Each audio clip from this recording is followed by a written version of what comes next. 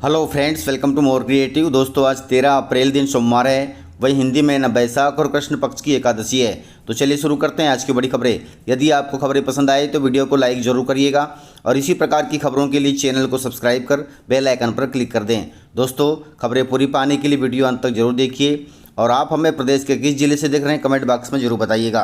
दोस्तों, केंद्रीय कृषि मंत्री शिवराज सिंह चौहान ने ऐलान किया है कि देश में खाद की कीमतें नहीं बढ़ेगी, वहीं फार्मर आईडी से कालाबाजारी पर भी लगेगी रोक। केंद्रीय कृषि मंत्री शिवराज सिंह चौहान ने शुक्रवार को कहा कि केंद्र सरकार किसानों को वैश्विक कीमतों में बढ़ोतरी के असर से बचाने के लिए खाद के दाम स्थिर रखेगी। साथ ही खाद की पारदर्शी आपूर्ति सुनिश्चित करने और कालाबाजारी रोकने के लिए फार्मर आईडी प्रणाली लागू की जा रही है। शिवराज सिंह चौहान ने कहा कि किसानों पर बोझ न पड़े, इसके लिए सरकार अतिरिक्त खर्च खुद वहन कर रही है। उन्होंने बताया कि केंद्रीय मंत्रिमंडल ने सब्सिडी जारी रखने के लिए 41,000 करोड़ रुपए के अतिरिक्त आवंटन को मंजूरी दे दी है। अर्थात केंद्र सरकार ने खाद कंपनियों को 41,000 रुपए सब्सिडी के रूप में दिए हैं ताकि किसानों को खाद का दाम पुराने रेट पर ही मिल सके।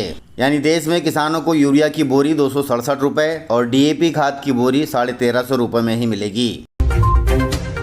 Guys, Mahakumbh viral girl Monalisa के केस में मध्य प्रदेश सरकार हुई सख्त। महाकुंभ की वायरल गर्ल मोनालिसा केस में मध्य प्रदेश सरकार का बड़ा एक्शन जारी हुआ है। फर्जी बर्थडे सर्टिफिकेट जारी करने वाले सीएमओ को सरकार ने हटा दिया है। महाकुंभ की वायरल गर्ल मोनालिसा के फर्जी जन्म प्रमाण पत्र मामले में एमपी सरकार ने पहली बड़ी गाज गिराई है। नगर परिषद महेश्वर के सीएमओ को तबादला कर दिया गया है, जबकि इस मामले के तार अब लव जिहाद और अंतर्राष्ट्रीय संगठनों तक जुड़ते नजर आ रहे हैं।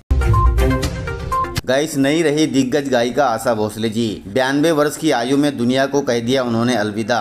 दोस्तों, मशहूर गायिका आशा भोसले हमारे बीच नहीं रही। 92 साल की उम्र में उन्होंने दुनिया को अलविदा कह दिया है। करीब 7 दशक तक सिनेमाई दुनिया में अपनी सुरीली आवाज का जादू चलाने वाली गायिका को शनिवार को तबियत खराब होने के चलते अस्पताल में भर्ती कराया गया था। वहीं मुंबई के ब्रीच कैंडी अस्पताल में इमरजेंसी मेडिकल सर्विसेज यूनिट में उनका उपचार चल रहा था। दुनिया भर के फैंस दुआएं कर रहे थे, मगर रविवार को गायिका ने दुनिया को अलविदा कह दिया। हम ईश्वर से कामना करते हैं कि उनकी आत्मा को शांति दे और उनके परिवार को इस दुख की घड़ी में सहन शक्ति दे।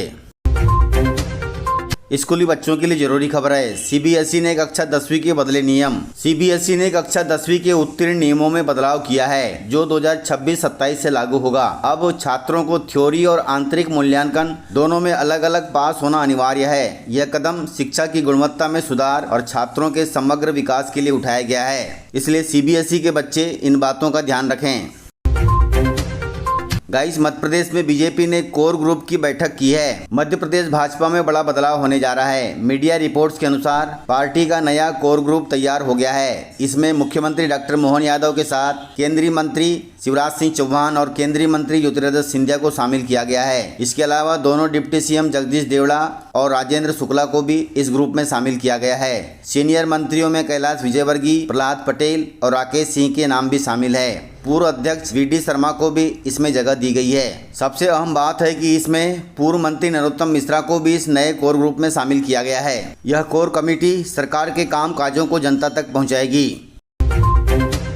गाइस, इंदौर में कॉपी किताब की मोनोपाली पर बड़ी कार्रवाई हुई है। इंदौर में स्कूल संचालक और किताब विक्रेता के खिलाफ एफआईआर दर्ज की गई है। कलेक्टर शिवम वर्मा के निर्देश पर इस कार्यक्रम को अंजाम दिया गया है। यह उन स्कूलों पर कड़ी नजर रखने का संकेत है जो किताबों तथा स्टेशनरी की खरीद में मनमानी करते हैं। यहाँ निजी स्कूल के प्राचार्य और संचालक अभिभावकों पर दबाव बना रहे हैं। उन्हें कहा जा रहा है कि किताबें सिर्फ स्कूल की बताई दुकान से ही खरीदना है। कुल मिलाकर यहाँ पर बच्चों तथा पालकों पर जबरदस्ती की जा रही है। इसलिए इंदौर कलेक्टर के निर्देश पर इन स्कूलों पर एफआईआर दर्ज की गई है, जो कि बहुत अच्छी बात है।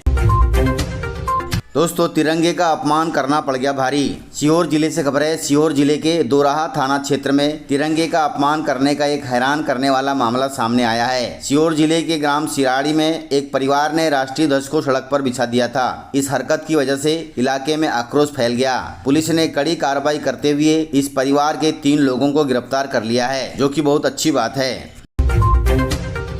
गाइस, वायरल हुआ एमपी का ये गांव। गाली गलौज करने वालों को मिलती है यहां पर अनोखी सजा। दोस्तों, मध्य प्रदेश का ये गांव सोशल मीडिया पर जमकर वायरल हो रहा है। इस गांव में गाली देने वाले को पूरे गांव में झाड़ू लगानी पड़ती है। मध्य प्रदेश के बुरहानपुर जिला मुख्यालय से 20 किलोमीटर दूर यह गांव बोरसर गांव है। यहाँ की आबादी महज 6000 है। गाली मुक्त हुआ यह अब गाँव आज लोगों के लिए प्रेरणा बन गया है। पश्चिम बंगाल में भाजपा सरकार बनते ही देश भर में जाएगा बंगाल का आलू। दोस्तों, केंद्रीय शिक्षा मंत्री धर्मेंद्र प्रधान ने शनिवार को पश्चिम बंगाल में किसानों की बदहाली के लिए ममता सरकार को जमकर घेरा है। उन्होंने साफ कहा कि राज्य में भाजपा की सरकार बनते ही बंगाल का आलू उड़ीसा, झारखंड और देश के बाकी हिस्सों में जाएगा, जिससे किसानों को उनकी उपज का पूरा दाम मिल पाएगा। प्रधान ने जोर देकर कहा कि भाजपा की सरकार आने पर राज्य के किसानों को उनकी फसल का पूरा मूल्य मिलेगा और उनकी मेहनत का उचित सम्मान सुनिश्चित किया जाएगा, जो कि बहुत अच्छी बात है। गाइस, रेल यात्रियों के लिए खुशखबरी है। भारतीय रेल अब अपनी परिचालन व्यवस्था में बड़ा बदलाव करने जा रही है। ट्रेनों की रेट लतीफी दूर करने और बड़े जंक्शनों पर बढ़ते ट्रैफिक को नियंत्रित करने के लिए बाईपास रेल लाइन का जाल बिछाया जाएगा। पश्चिम मध्य रेलवे ने इस महत्वाकांक्षी योजना के तहत 8 प्रमुख स्थानों को चिन्हित किया है। रेलवे की इस योजना के केंद्र में जबलपुर, कोटा, बीना, गुना, रुठियाई, सवाई माधोपुर, कचपुरा और रामगंज मंडी जैसे व्यस्त स्टेशन शामिल हैं। इन स्थानों पर प्रस्तावित बाईपास लाइनों की कुल लंबाई लगभग 166 किलोमीटर होगी। इस परियोजना का मुख्य उद्देश्य मालगाड़ियों को मुख्य स्टेशनों के बाहर से ही उनकी मंजिल की ओर रवाना करना है, जो कि बहुत अच्छी बात है। दोस्तों, देश भर में शुरू हुआ नैनो उर्वरक जागरूकता का महाअभियान। इस अभियान के तहत किसानों को मिलेगा नई तकनीकी का लाभ। भारत की प्रमुख उर्वरक सहकारी संस्था इफ्को ने देशव्यापी नैनो उर्वरक जागरूकता महाअभियान की शुरुआत की है। नई दिल्ली स्थित इफ्को सदन में आयोजित कार्यक्रम में इफ्को के अध्यक्ष दिलीप संघानी ने 5 नैनो प्रचार वैन को हरी झंडी दिखाकर इस अभियान का शुभारंभ किया है। यह अभियान देश के 19 राज्यों और केंद्र शासित प्रदेशों के 560 जिलों और 3477 तहसीलों में चलाया जाएगा। इसका उद्देश्य किसानों को नैनो उर्वरक के इस्तेमाल, फायदे और सही तकनीक के बारे में जागरूक करना है। यह पहल आत्मनिर्भर भारत और सहकार से समृद्धि जैसे राष्ट्रीय मिशनों के अनुरूप, जिसे प्रधानमंत्री मोदी और गृह मंत्री अमित शाह की प्रेरणा से आगे बढ़ाया जा रहा है। कुल मिलाकर किसान भाई अब नैनो उर्वरक का इस्तेमाल करें। इसके प्रचार प्रसार के लिए सरकार अभियान भी चला रही है, जो कि बहुत अच्छी बात है। गाइस, नीतीश कुमार जी के राज्यसभा जाने के बाद बिहार का सीएम कौन होगा, इसमें शिवराज सिंह चौहान निभाएंगे बड़ी भूमिका। नीतीश कुमार के राज्यसभा जाने के बाद यह सवाल राष्ट्रीय राजनीति में चर्चा का मुद्दा बन गया है। ऐसे में बीजेपी ने एक निर्णायक कदम उठाया है।